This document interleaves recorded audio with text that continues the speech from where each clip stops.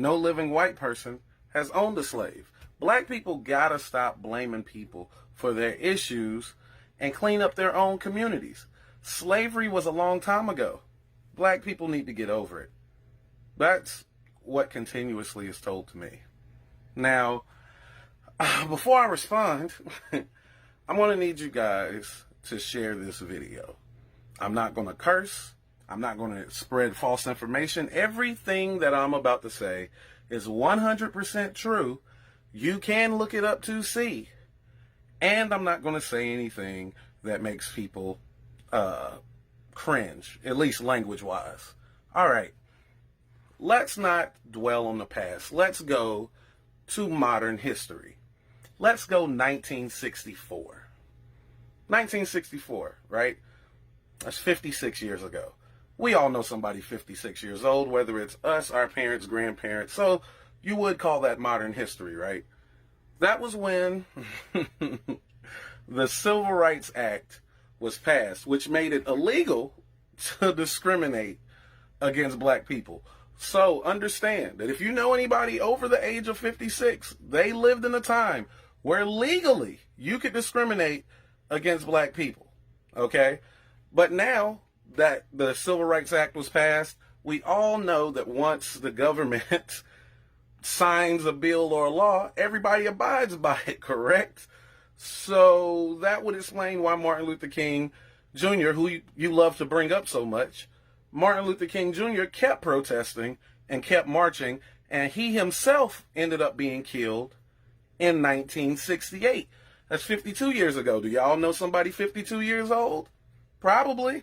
So, a lot of people bring up Martin Luther King. Y'all should be more like Martin Luther King. He would be ashamed. He would not like the things that y'all are doing. When Martin Luther King died, he had a negative approval rating. As a matter of fact, polls taken at the time said that more than 1/3 of people polled said that he brought his death upon himself.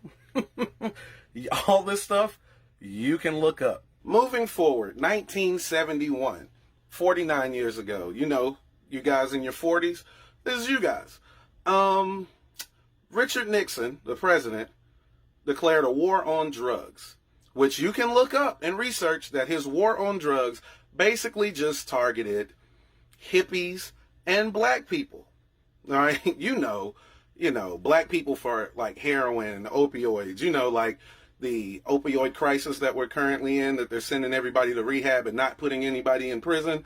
Yeah, empathy and things of that nature. Yeah, it wasn't the case for black people in the 70s. Threw all of them in jail. And even if they wasn't really doing it, throw them in jail too. Then hippies, people who are about peace, love, understanding, all lives matter.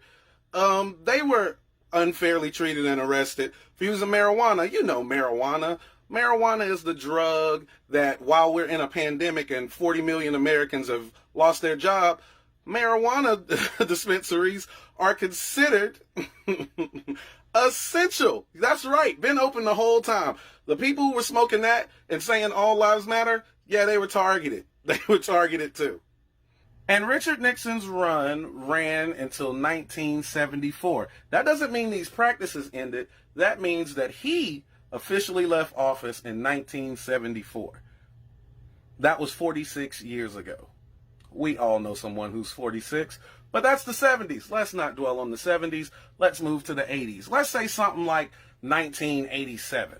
Know anybody born in 1987? If you don't, you're looking at one. 33 years old. 1987. The CIA flooded black communities with crack cocaine to pay for a war in Nicaragua. You can look this up. They've made documentaries about it. There's even a movie called Kill the Messenger that was made about it, starring Hawkeye. That's how soon it is. One of the Avengers played in the movie. All you have to do is look up the CIA and Contra. You'll find everything you need to know. You'll know that Hawkeye played a guy named Webb. What happened to Webb? Why can't you just look him up? Because he's dead. Unfortunately, he committed suicide by shooting himself in the back of the head 2 times.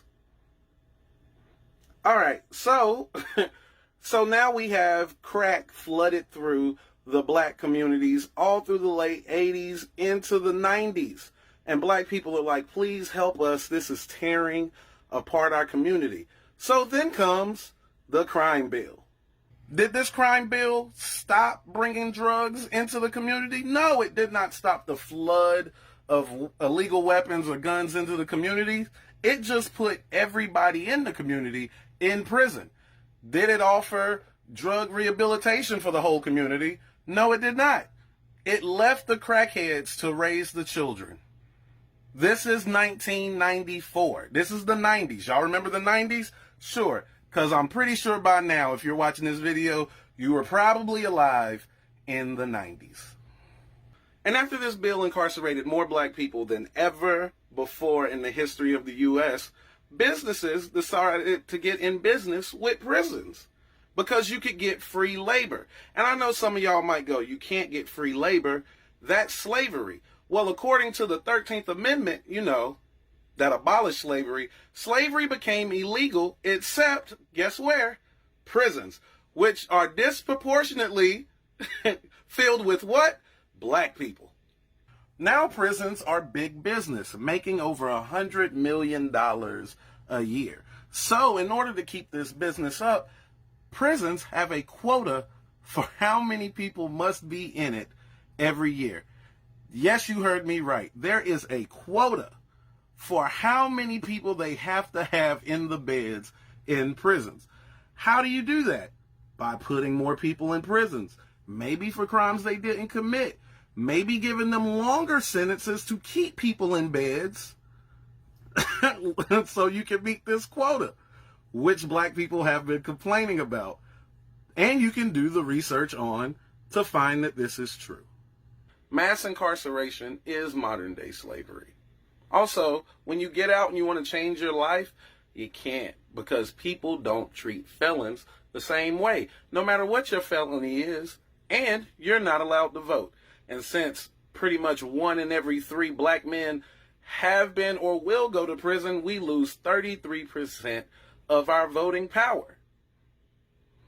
And all of this is prevalent today. 2020. You remember 2020? Of course you remember 2020. Because if you're watching this video, that means you lived in 2020.